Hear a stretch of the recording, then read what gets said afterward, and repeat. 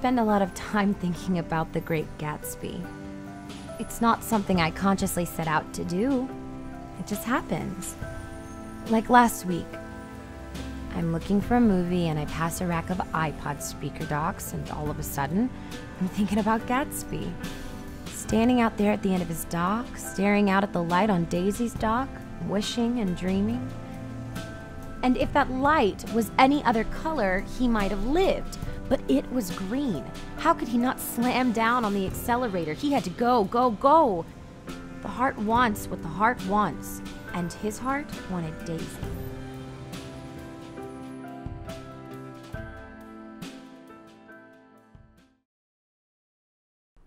No, I'm serious. I think I should become a nun. You can't be a nun. Think about it. Job security, fresh air, challenges, and never having to worry about what clothing to wear. Black makes you look hippie. Okay, true, but who would be there to notice? I'm going to become a nun and live out my days fulfilled. Fulfilled? Everyone expects a nun to be single. If I become a nun, when I speak with my mother, we'll have absolutely nothing to talk about. It'll be fabulous. You know that nuns don't drink. Really? I could do it. Fine. Go. Be a nun. Spend all your time on your knees.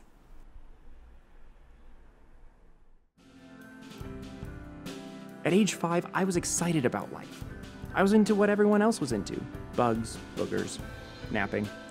My life changed irrecoverably that October as Mrs. McCluskey introduces my kindergarten class to a game called Red Light, Green Light. The whole point of this game was to know when to go and to know when to stop. It is a game that requires at most a sense of hearing and at least basic motor skills, which according to my pediatrician, I had. I was terrible at this game. Where am I going wrong? You should have ordered the sausage. I really don't think Gus knows his veggies. No, with women, it's like I just don't have any confidence. Do you know why that is? It's because I'm unattractive. No, it's because you feel too much pressure. That's because there is pressure. No, there isn't. It's all make-believe. Then why was I alone by 8:15 last night? I bet you tried to make the evening perfect. Did you? Well, yeah. And it backfired. It did. Because? Because I called her sister, who's never met me, and I asked her all these questions about what Jill liked. You know, flowers, to drink, to eat, so I'd be really on point. She didn't see it that way? No. Stalkerzilla was how she put it. Nowhere is it written that you have to be married by a certain age.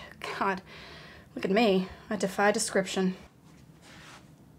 You do. You really do.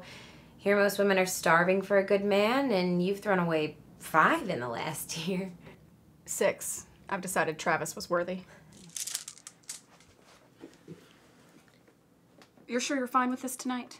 I've said no about 20 times. I know, but this is for me. It isn't for you. You need to be less selfish. How is he related to you again? He's my 3rd cousin, twice removed. No, not removed. Added? Multiplied? We could get married. I guess that would be legal. Frowned upon, but legal. Is he really related to you? No. Well, then who is he?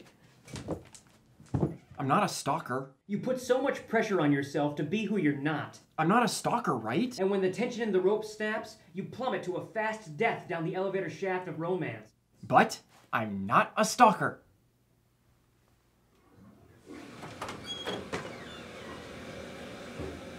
You are a little bit.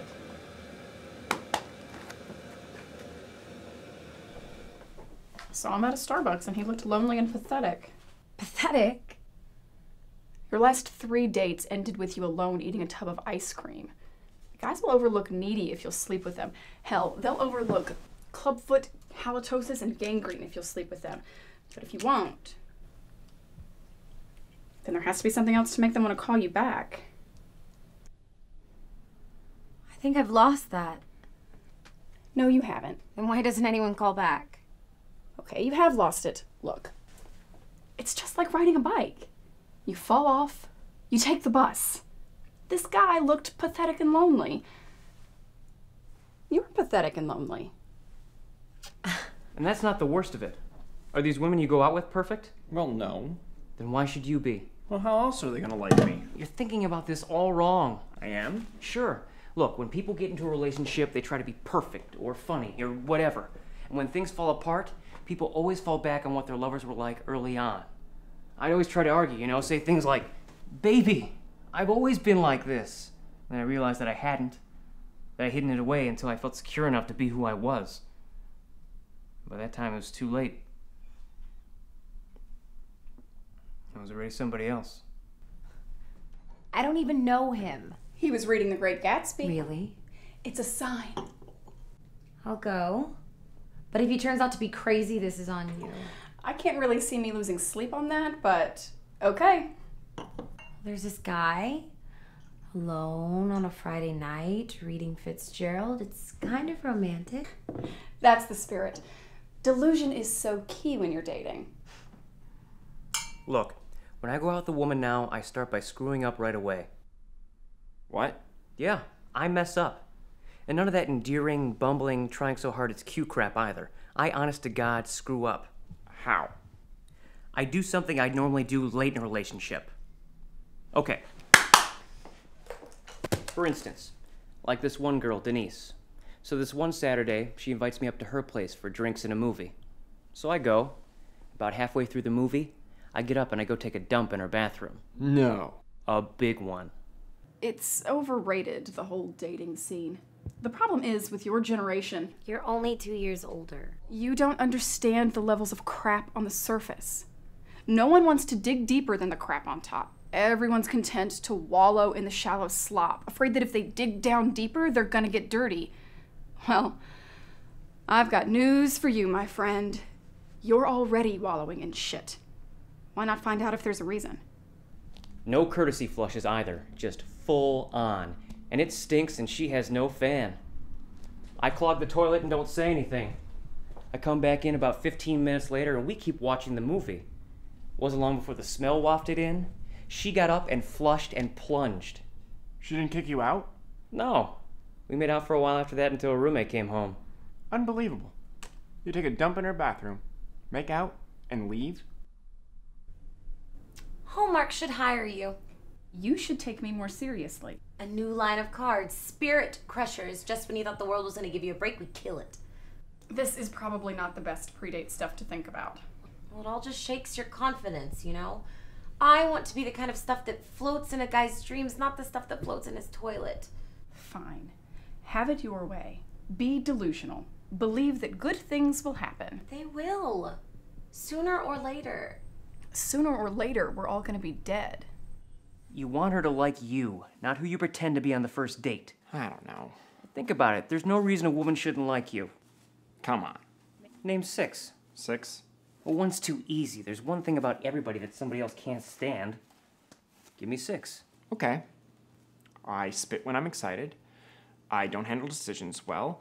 I don't really like football, though I pretend I do. I think about sex way too much, and kind of weird stuff too. Like, for some reason, I really like ropes. Weird, right? But when I think about ropes and being tied up, me, not the girl. Stay on track. That's 5. I'm a bit of a whiner.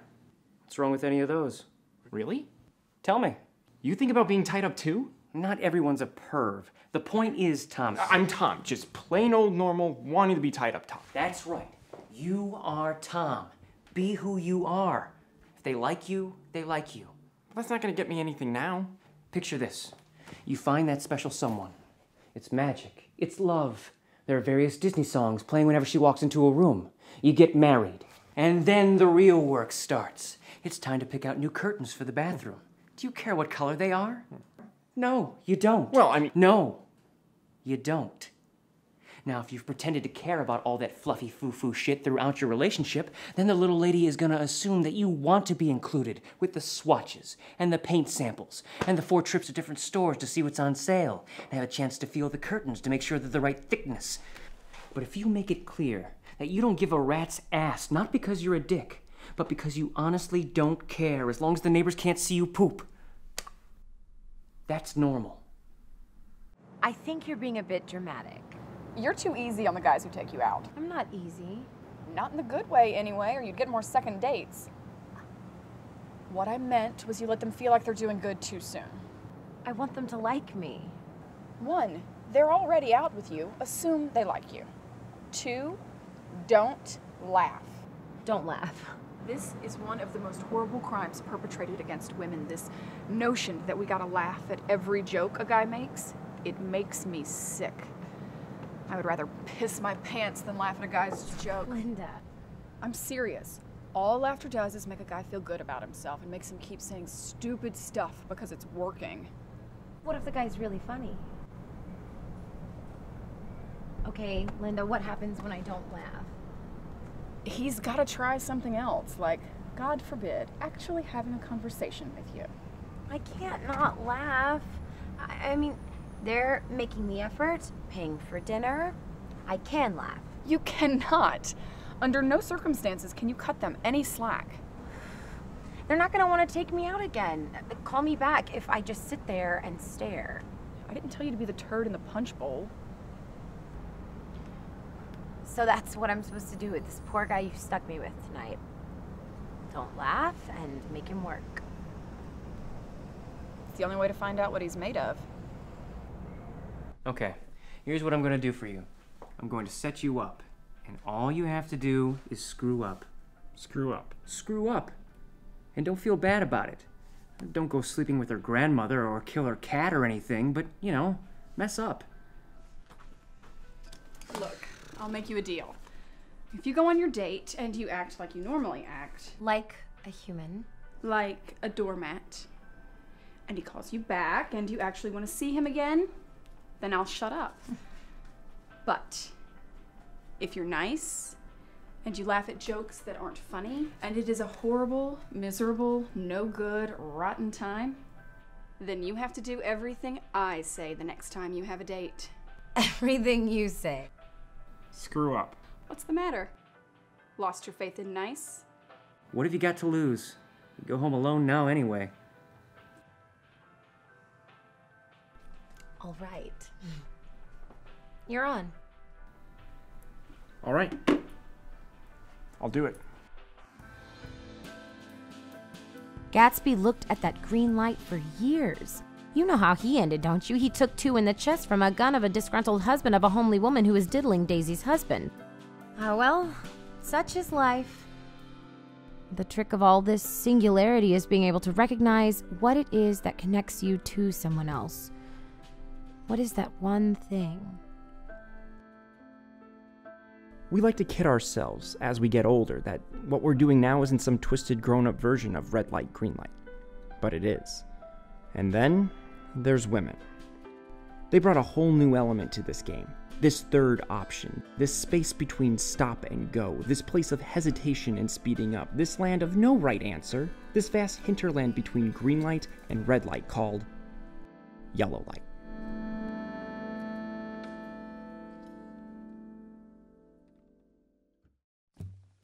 I'm watching a movie, trying to see the beauty that it holds within a camera. In this Charlie Chaplin